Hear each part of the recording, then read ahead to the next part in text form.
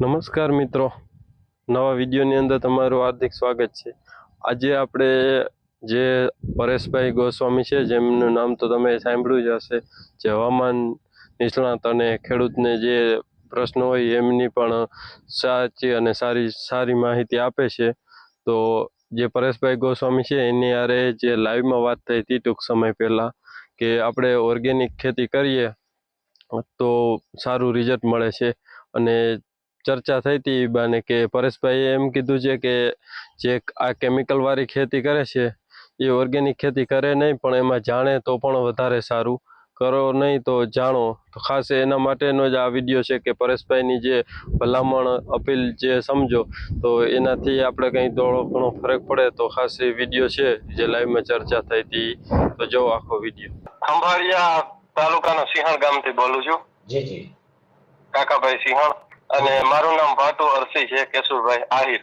જી જી અને 5 વર્ષથી તમારા વિડીયો જોઉં છું, પણ પહેલી જ વાર કોલ કર્યો ને લાગી ગયો કોલ. ખૂબ ખૂબ અભિનંદન. બોલો બોલો. અમે ઓર્ગેનિક ખેતી કરીએ છીએ, ગાય માતા રાખી છે 10-12. સરસ સરસ, ખૂબ સરસ.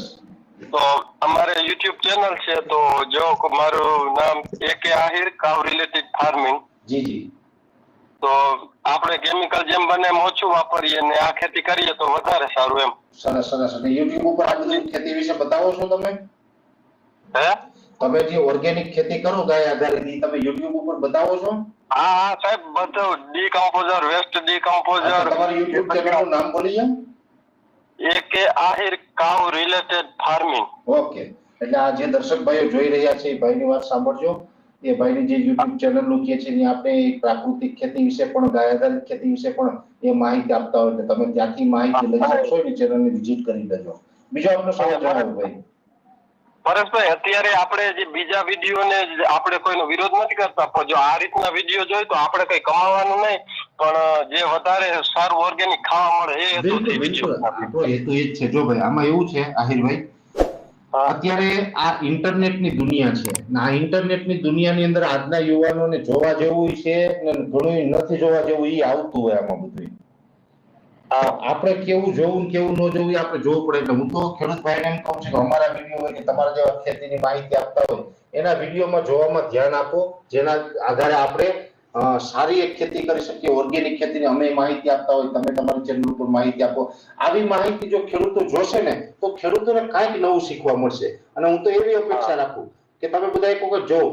જરૂરી નથી કે તમારે જોવું હોય તો તમારે પછી પ્રાકૃતિક ખેતી કરવી જ છે. તમારે ન કરવી તો કાંઈ વાંધો નહીં, પણ પેલા તમારે જાણો તો ખરા, તમને માહિતી હોવી જોઈએ. પછી કરવી ન કરવી તમારી ઈચ્છાની વાત થાય, પણ તમે જોઈ હશે ને માહિતી લીધી હશે ને તો તમને જીવનમાં ગમે ને ક્યાંક ને ક્યાંક ઈ કામ લાગશે. ચોક્કસ ચોક્કસ. જી જી બોલો બીજું. બાકી તમારા વિડીયો હું દરરોજ જોઉં છું. હું જ્યારથી નાનો હતો, 10 વર્ષનો, ત્યારથી જે તમારી ચેનલમાં લગભગ 59 સબસ્ક્રાઇબર હતા. ઓહો, તો બહુ તમે વર્ષોથી જોઉં છું. બહુ વર્ષોથી જોઉં છું. ઘણા તો એમ કેતા હોય કે એ સાચું ના હોય, તો મને વિશ્વાસ છે, ભલે આગાહી કરે. હા, આમાં તો જો આ દુનિયામાં છે ને બધા લોકો આપણી વાતમાં એગ્રી થઈ એની અપેક્ષા નહીં રાખવાની. એનું કારણ છે ભગવાન હતા ને, ભગવાન શ્રી કૃષ્ણ, એની વાતમાં બધા સહમત નહોતા. જો દુર્યોધન હતો ને ભગવાન શ્રી કૃષ્ણની વાત નહોતો માનતો. હા, ઈ નહોતો માનતો. બરાબર. જો એની વાત માની ગયો હોત, એમની દુર્યોધન માની ગયો હોત તો આ મહાભારતનું યુદ્ધ થાત. પણ એટલે અમારે ભગવાનની ઘણા નથી માન્યા. તો તમે હું તો સામાન્ય માણસ છે, આપણું મનુષ્ય કહેવાય. એટલે આપણે એનો અફસોસ નહીં કરજો. અમે તો બહુ મોટું મન રાખીએ છીએ. હવે આમાં અત્યારે કેવું છે, આ તો આપણે વાત નીકળે એટલે હું તમારી સાથે શેર કરી દઉં. આ લાઈવ કાર્યક્રમની અંદર ઘણા બધા લોકોને શું હોય, અમે ઘણી આગાહી ન કરી હોય ને તો એમ કે પરેશભાઈ તમારી આગાહી ખોટી. આજે દ્વારકામાં એમાં વરસાદ પડ્યો. અમે 14 થી 20 માં વાર્ષિક કાર્યક્રમમાં ઉલ્લેખ કરેલો છે કે 14 થી 20 માં વરસાદ થશે. ગઈકાલે મેં આગાહી કરી હતી દરિયાકાંઠામાં જોર રહે. બરાબર. આજે એક ભાઈ કોમેન્ટ મને એવી કરી, પરેશભાઈ તમે તો એમ કહેતા હતા કે 17 તારીખે એક ટીપુય વરસાદનું પડવાનું નથી ને આ વરસાદ ક્યાંથી આવ્યો? જો હવે આવું મેં કઈ કીધું નથી, છતાં આવી કોમેન્ટ કરે એટલે ખોટા માણસો હોય, એમાં ધ્યાન નહીં દેવાનું. ઈ છે ને એની માનસિકતા ખરાબ હોય, ઈ માનસિક રીતે બીમાર માણસો હોય અને ભગવાન એને સદબુદ્ધિ આપે એ પ્રાર્થના કરવાની હોય. અને ઘણા લોકો એવા છે કે હું સરકાર વિરુદ્ધ ને વિપક્ષ વિરુદ્ધ ને ઘણું બોલું છું. અમુક સરકારે એના સોશિયલ મીડિયામાં અમુક છોકરાઓ બેસાડેલા છે, અમુક છોકરા એવા છે કે એને બિચારા 100-200 રૂપિયા લોકો આપે છે એટલે મારેમાં તો નબળી કોમેન્ટ કરે, પણ સરકારની વિરુદ્ધ જે બોલતા હોય બધામાં નબળી કોમેન્ટ કરતા હોય. એનું કામ જ એ હોય, એને મજૂર તરીકે રાખ્યા હોય. અમુક એવા હોય તો હવે એ ભલે ને મને નબળી કોમેન્ટ કરીને એનાથી એનું રોજગારી હાલતી હોય, 100-200 એને મળતા હોય, મને શું વાંધો?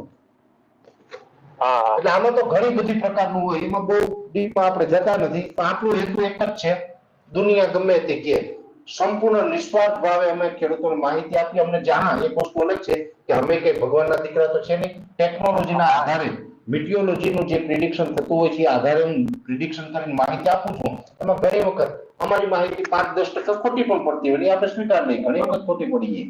પણ એ ઈરાદો ન હોય, ખોટી માહિતી આપવાનો ઈરાદો ન હોય, પણ 10% તો કદાચ ગમે એ આગાહી કરે એની ખોટી પડે.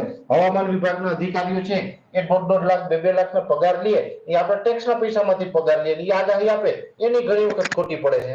તો હું તો તમને મફતમાં આગાહી આપું છું, હું ક્યાં કોઈ પાસે લેવા તો નથી આવતો કઈ.